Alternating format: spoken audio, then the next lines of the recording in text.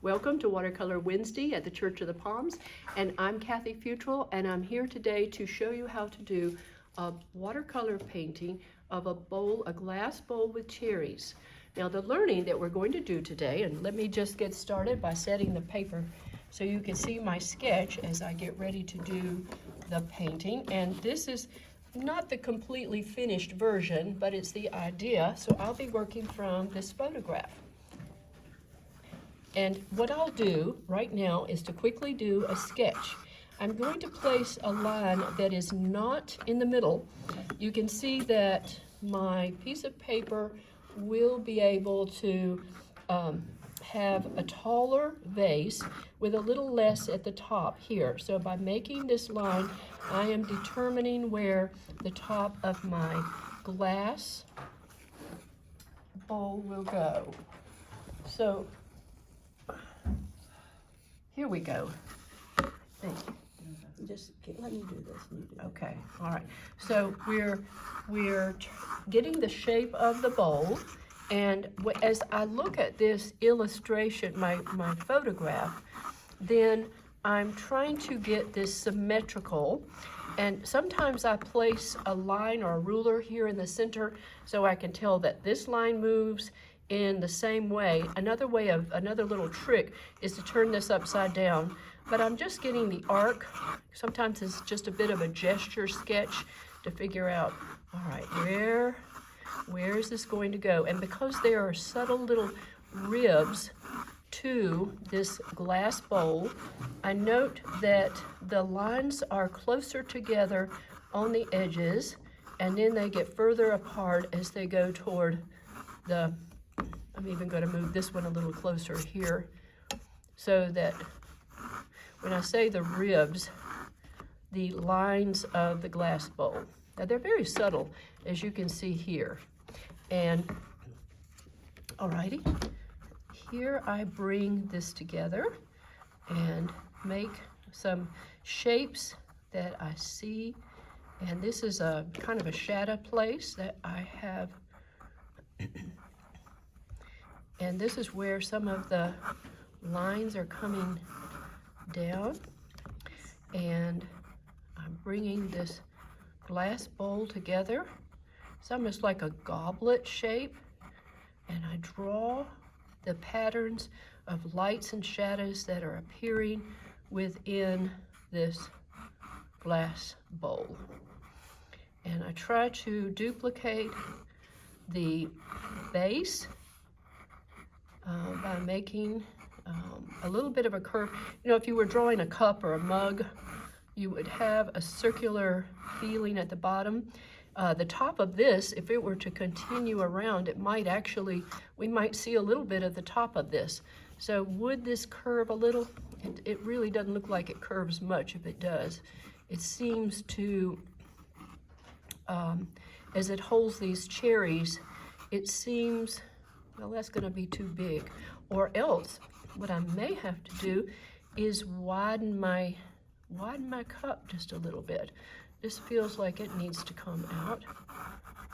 And I double check, you know, sometimes I really do turn this upside down to look. Okay, it's not too bad. It might be a little off, but it's going to be close enough for this first demo. I've drawn it a second time. So a second, actually, and a third time. So now I begin to draw my cherries and where they fit inside the bowl. And their forms are not really perfect circles, but close enough. And this one tends to go here, and this one. Maybe we can zoom out a little bit to get the whole picture in. Do you think that would work? And so here. the whole picture now. Okay, good. I think you're right. I'll move this up a little bit and it's a little bit easier to see. So the stems are part of this design. And also my sketching should include where the lights and shadows go. Now I'm going to quickly skip over. I guess what I'll do, if I had my masking pen which Deborah is on the table behind you. Would you mind to grab that and bring it forward? This is the masking that I have already done for my second step to show you how to put the paint on. But I would like to show you how to apply the masking pen and what that actually is. This takes a while to dry, so obviously if I'm getting ready to paint, I'm not sure what you want to. I'll take all of it and then I'll Okay. figure it out. Okay. Okay, now what I think Jim is doing, this is the one that works. This is my masking pen. It's a fluid masking pen, and sometimes this works. It's getting kind of old.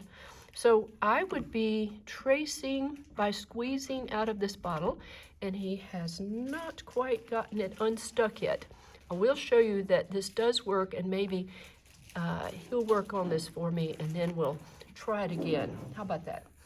So this has already dried, and that's my fluid masking pen. Madonna, does yours work right now? I just see. I've got this. It would be nice. It does. The painting is what I like to avoid. Let me give Madonna's a quick little try, and then I'll just put one No, little. should I shake? No, ma'am, don't shake it. You don't need to. Yes. Now, the lid has been removed, and what happens is that you have to be very careful because these things, it works. It does. Okay, so you see it allows you to put your shapes on. Now, this little tip, I'm gonna give it back to you, Madonna, because it has to be stuck back on real quickly. Okay. Okay, it You wanna dries. use it now or no? I'm done. Okay. I'm done. I just needed it to come out so you could see. Now, once the masking pen has been applied, you must let this dry. So this one, and I know mine is a little different color. When it dries, it has that very gummy look to it. This is dry enough to peel away, but of course I'm going to paint first. So my next step, thank you, dear. My next step is to do the painting.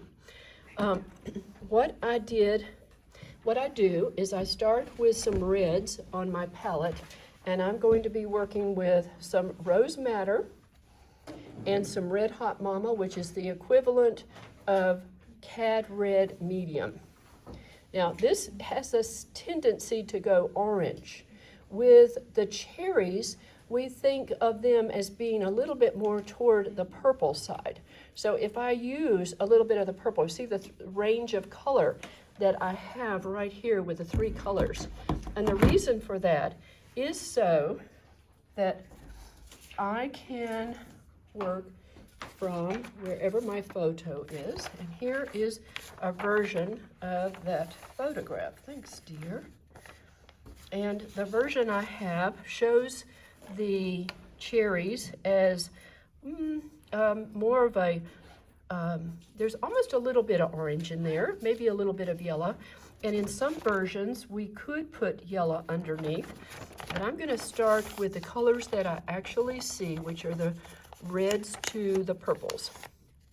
So just using this photograph, I'm going to begin, and I have on my brush that darker purple color. And before this dries, I'm going to attempt to put a few more of the dark, and then I'm going to go into my Rose Madder, and while this is still nice and wet, I can begin to move that color around. Now, sometimes what I do is I switch off and get a brush that has just water on it. I dab a little off, and I move that color to the edge. So what is happening here is a reflected light. We have the whitest whites are blocked out with the masking material. Whether you use a frisket or a masking material, that is totally up to you. But with a frisket, you do have to put apply that with a paintbrush. And the best way to apply with a paintbrush is to put soap on your brush before you stick it into your masking fluid, because it will make the brush easier to clean. But don't count on painting with that brush. later. It becomes your masking brush.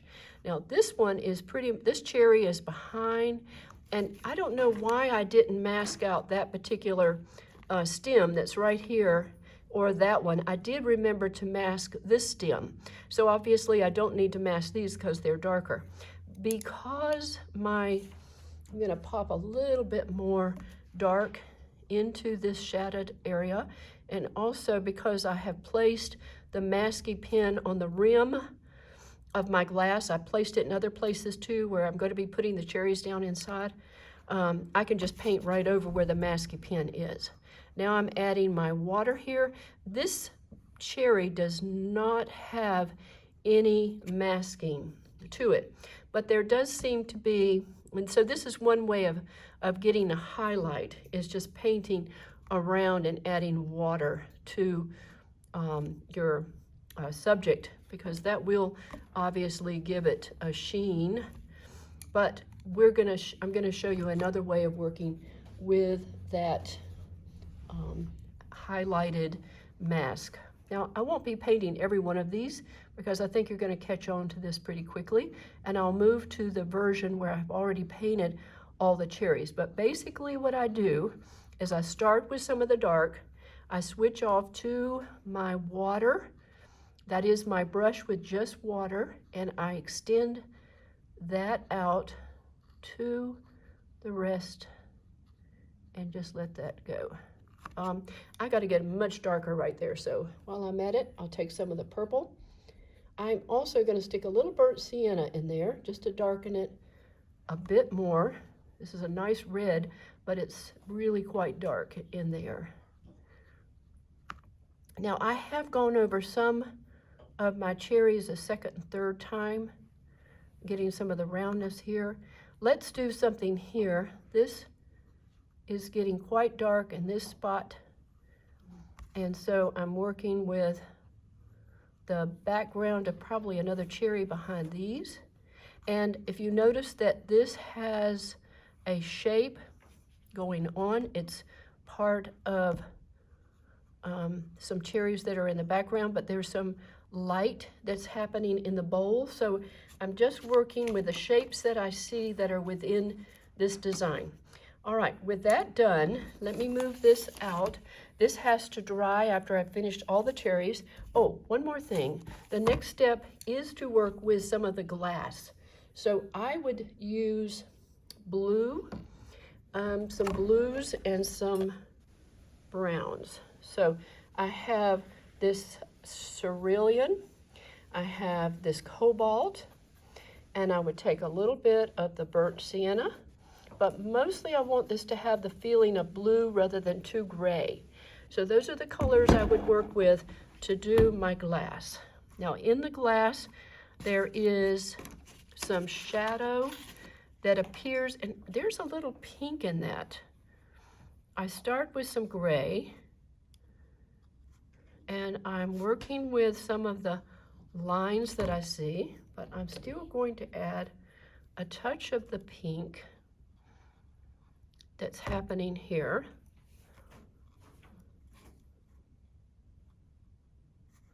And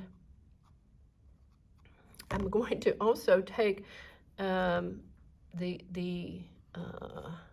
edge. I need to have something happening that shows the edge of the bowl and some of the shadows that are happening here. Now I'm getting a little dark and a little heavy, so I dab my brush and soften with some water onto the grays.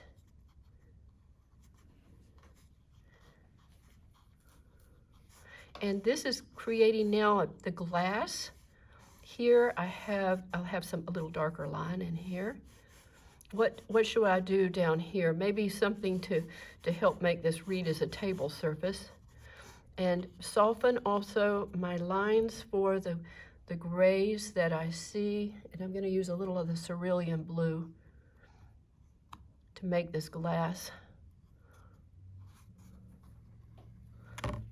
I think that this should be a little bit more of the gray rather than the blue, but Okay, so you see that the glass is being painted now and the red would be finished. So here is that next step, and it's really the last step of when you finish with the cherries, you still have the masking pen on, you've suggested some foreground, you've added your blues, and this is where we remove the masking pen. So I have a little rubber device that works pretty good, but since I don't happen to have it in my hand, I'm just gonna rub it off with my fingers, which work pretty good. That is it. And Louise just happens to have hers handy, thank you. And it will go a little faster this way. So you can see either way, lifting it off, sorry I'm wiggling the table, but you get the idea. This is being removed, and now we have to use what I would call a little stiff bristle brush to work on my highlights. You know, the beauty of using any kind of masking pen, masking fluid, you could also use masking tape for that matter. Well, there it is. That's great. I'll pull off some of my excess. Thank you, my dear. Most of that was what I just added, though, I'm afraid. All right, so I'm excited. This is starting to look real. And there are two ways of making these cherries finish and have realism. One step is that you take your brush with the water. I'm not going to do every single one of these because you do need to get started. But I soften up that edge. Okay? And then I take a brush, like something like this. This one's a stiffer brush. I also have one that's even a little stiffer. It's actually, these are old acrylic brushes, even though they're short-handled, and we could say they look like a watercolor brush, but this one is definitely an acrylic brush. Now I'm gonna just keep adding my water. And matter of fact, I want to lift a little bit of that. I feel like I've almost lost my little white spot. There, that's even better. So I want to soften these edges, and I'm softening them with this brush. Let's try this one just by taking a little water. Maybe I won't lose all of the white on this one. And I just rub against that edge, and what I'm doing is keeping that there. I like that even better. I'm gonna do the same thing here. Take a little bit of water and soften that edge that was just, you know, stopped. I didn't get any paint right there, but I don't want to completely lose that highlight. And now I'm able to really show the sheen or the shine of that cherry. So there's the way we get the realism of that form. Now you can, remember I just gave it one coat for the cherries. Ooh, this is looking good now. And this, let me go ahead and do this one inside the bowl. Any softening you want to do can be done, but don't lose the white if you can. I think I kind of lost it here, so I might put some water on that, try to lift a little bit more. It's still going to be tinted. So go around your shadows with the bowl. Do the same thing with your lights. I'm going to put a little pink in here. You can still add some more color. Softening this edge right here. And this is starting to finish up. I would paint these stems with a little tiny brush using a brown or yellow, depending on the color that you actually see. This has more of a yellow color. And there is something going on in here that I see, and I think that's just some reflection in the bowl, but it has a touch of color. I'm sensing a little more color here and some warmth in here. So wherever I sense that, I'm going to paint it. And I would not hesitate to do a little more darks in some places where I didn't get quite dark enough. I just observe where the darks are and add them. All right, this is going to be called a finished bowl of cherries.